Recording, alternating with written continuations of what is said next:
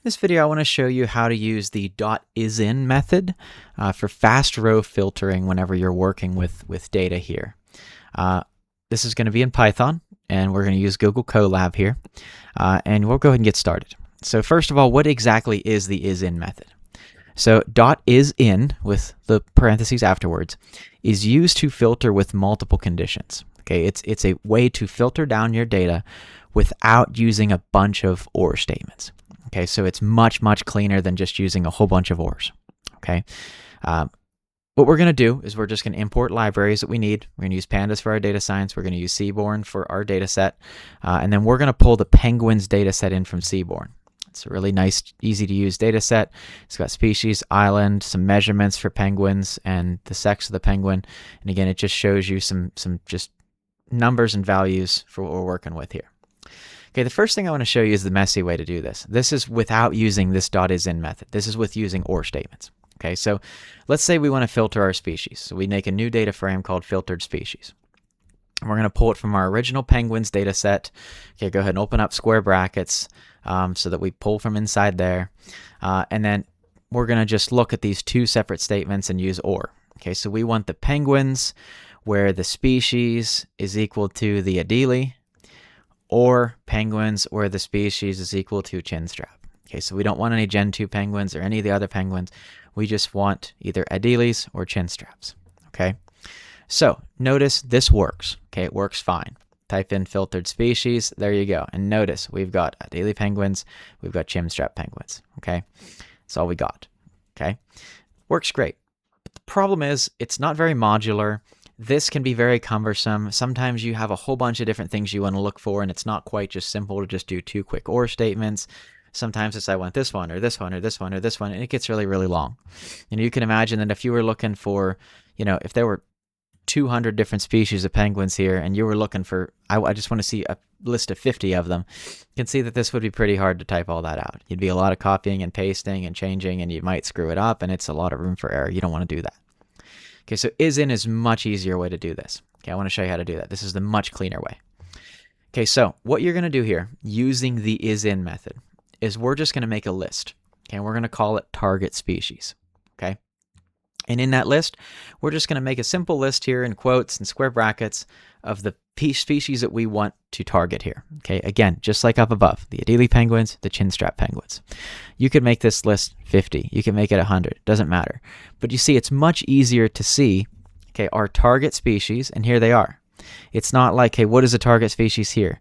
Okay, you're looking through. Okay, I guess it's adelie. I guess it's chinstrap. But if you had 50 of them here, it'd be like, oh, it's so hard to find out what we're looking at here, especially to somebody that's not familiar with your code. So again, so much easier to make a list. It makes it a little bit modular. It makes it so much easier. It's a much better way to do this, okay? Then we're going to rewrite our filtered penguins data frame here. We're going to set it equal to our original penguins data set. Came in from Seaborn. Go ahead and open up our square brackets to look inside that data set. Boom. We're going to look at where penguins species is in the target species. Okay, notice that's much shorter than this up here.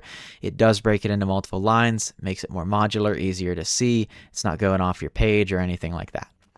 Okay, and the specific syntax for that, if you didn't catch it, is again, our data frame that we want to be working with now, our new one, or rewriting the old one, equals our original data set. Go ahead and open up square brackets to look inside that data set, that data frame. And then we're going to look at where penguins species column.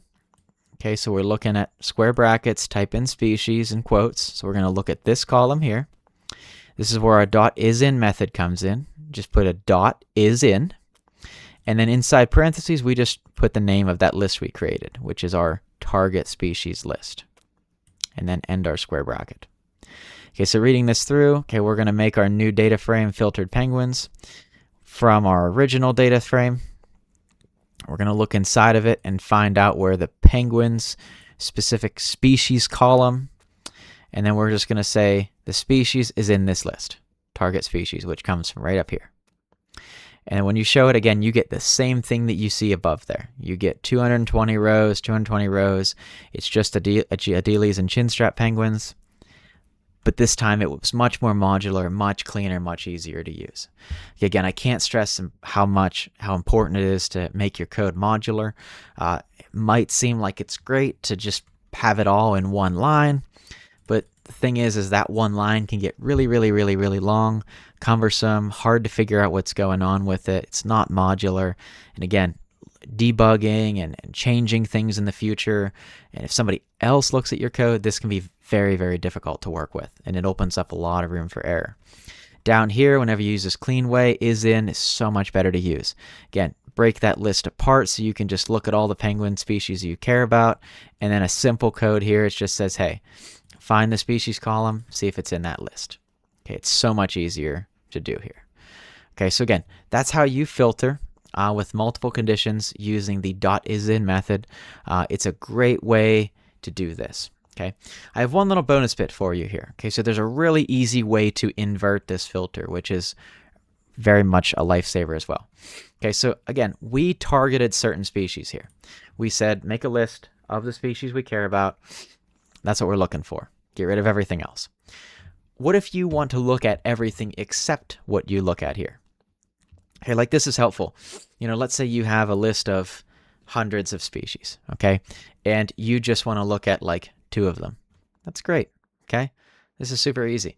But what if you want to look at like 99 of them and you just want to get rid of just one in particular, okay?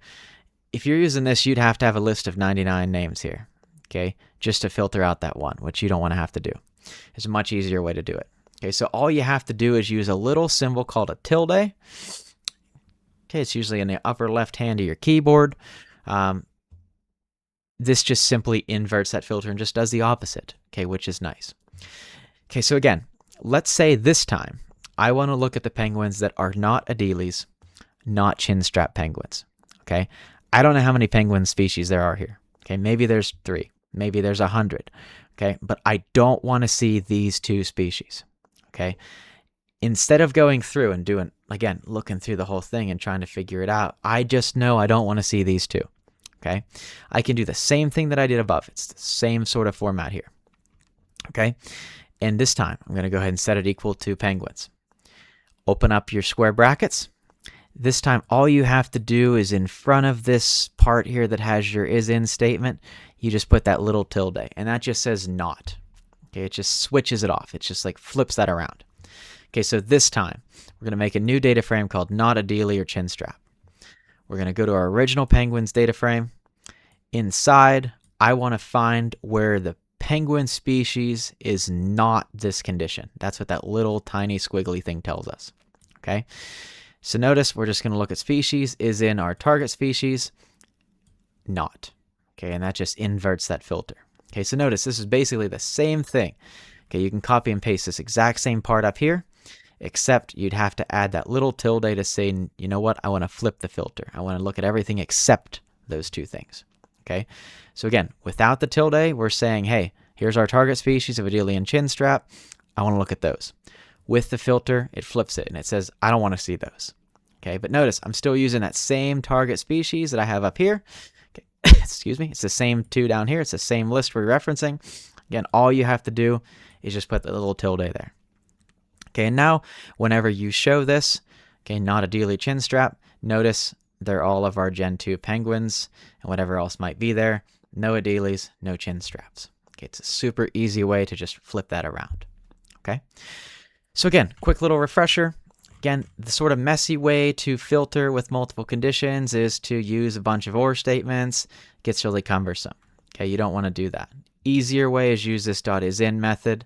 You can make a list of what you're looking at. Boom, so much better. Makes it so much easier to find what you're looking for. Again, especially like you have 100 different species of penguins, you just want to look at these 2. Boom, there you go. You've got 100 species of penguins and you just want to make sure you don't see these 2, you can just simply put that little tilde in there, that little squiggly line. It inverts the filter, and then boom, you've got everything else in your data frame now. Okay, 2 simple ways to use the isin method to filter your data. Okay, so I hope that was helpful in learning how to filter your data. It's a good fundamental step whenever you are looking at a data set to just figure out what it is you want to actually see. I hope you have a fantastic day, and please like and subscribe for more videos on data science concepts.